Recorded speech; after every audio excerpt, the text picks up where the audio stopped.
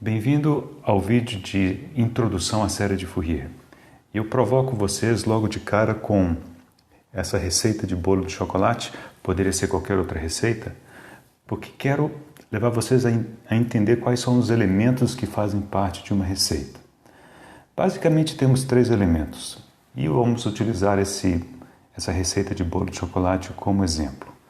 O primeiro ingrediente, o primeiro elemento de uma receita são os ingredientes. Então, no caso aqui, trigo, que deve ser farinha de trigo, chocolate em pó, açúcar, ovos, óleo, água quente, fermento. Okay? Então, o primeiro elemento são os elementos, os ingredientes. Segundo elemento são as quantidades. Então, 2 xícaras, 1 xícara, 3 unidades, 3/4 de xícara, etc, etc. Mas apenas definir as quantidades e os ingredientes não é suficiente.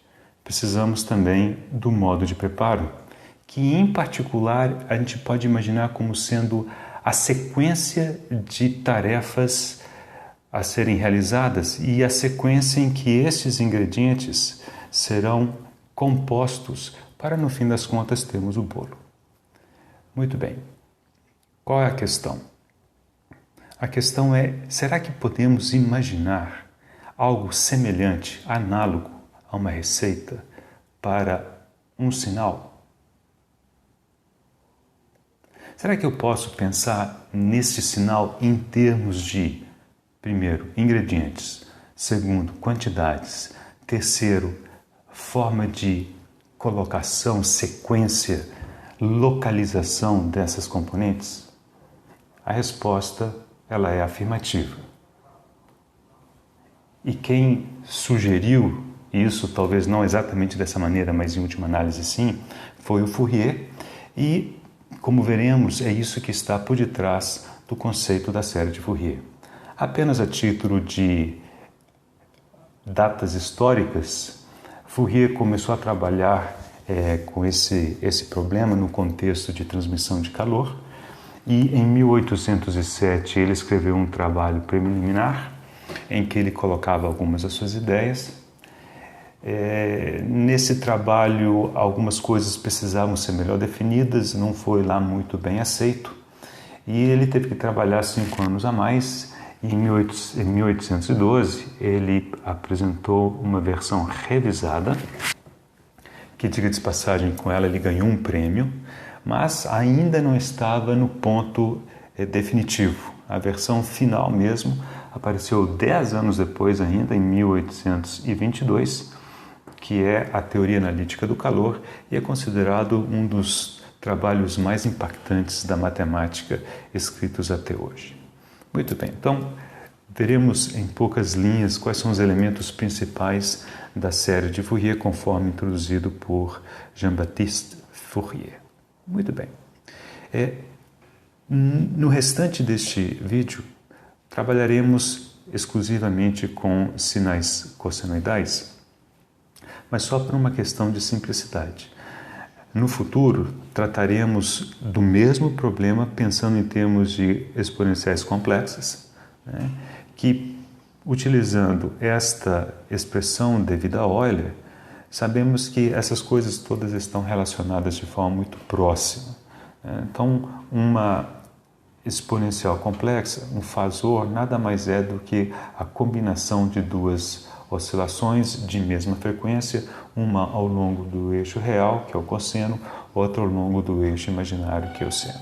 Muito bem, então esse é um ponto. Outro ponto é que um sinal senoidal, quando eu falo senoidal, significa pode ser um seno ou um cosseno.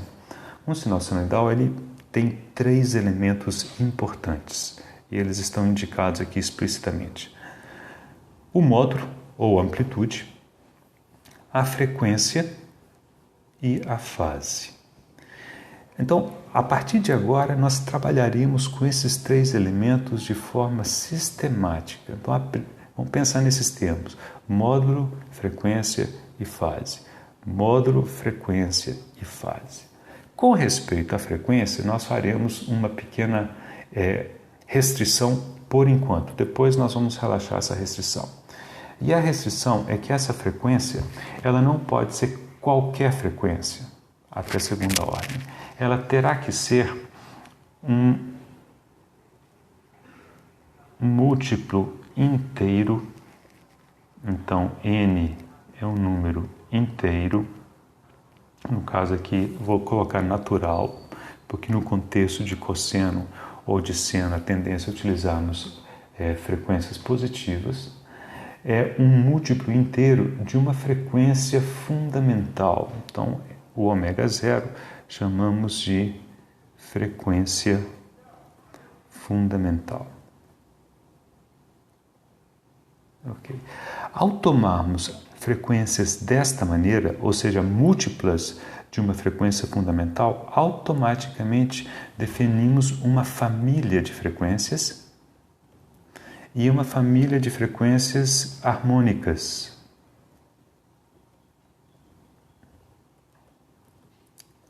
Que tem por mãe, vamos dizer assim, essa frequência fundamental.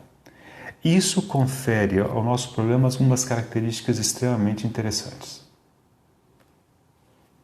E uma delas é a seguinte. Então, eu tenho aqui um saco cheio de componentes de frequência, mas não são quaisquer componentes de frequência. Observem, coloquei a frequência fundamental aqui, ômega zero, e todas as demais são múltiplas inteiras dessa frequência fundamental ômega zero. Ou seja, nesse saco eu tenho uma família de frequências harmônicas. Agora, faça o seguinte exercício. Tome a frequência fundamental e qualquer outro conjunto, subconjunto das frequências que estão nesse saco, e essas aqui podem ser infinitas desde que sejam harmônicas. Pode pegar mais uma, mais 10, mais 200. Pode acrescentar a fase que você quiser a qualquer uma delas. Pode multiplicar por um módulo que você quiser e some tudo. Ao final, o sinal pode ser a coisa mais estranha do mundo, porém, ela terá a seguinte característica. Será periódico, com período fundamental T0, que é igual a 2π sobre a frequência fundamental ômega zero.